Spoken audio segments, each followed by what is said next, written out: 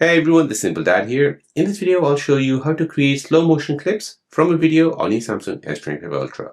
So the Samsung S25 Ultra lets you take a regular clip and convert it into a smooth slow motion footage without any third-party app.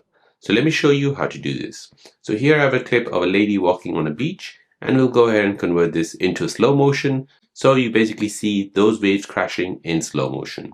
So let me show you how to create it. So in order to create it, we'll go ahead and play this clip, and you want to go ahead and choose a point where you want to start the slow motion. So I want to start it right away. And to do that, you want to go ahead and long press on the video. The video will then start to play in slow motion.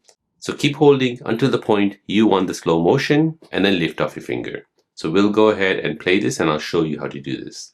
So we'll go ahead and play it. We'll go ahead and long press on this. So as you can see, this is now being played in slow motion.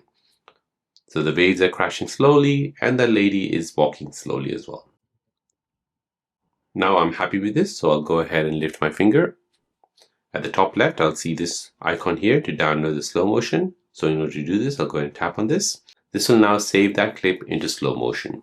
This will now create another clip here on the left hand side. Go ahead and tap on this. And now I can go ahead and view this in slow motion.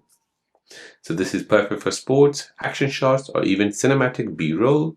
Slow motion highlights details your eyes might miss, making your content feel more dramatic and professional. So there you go guys, that is how to create slow motion on your Samsung S25 Ultra. If you're new on the channel and you want to find out more about your iPhone, your Android phone, or any other social media apps, then don't forget to subscribe to this channel to become a part of the Simple Dad community. Hit the like button if you find this video useful.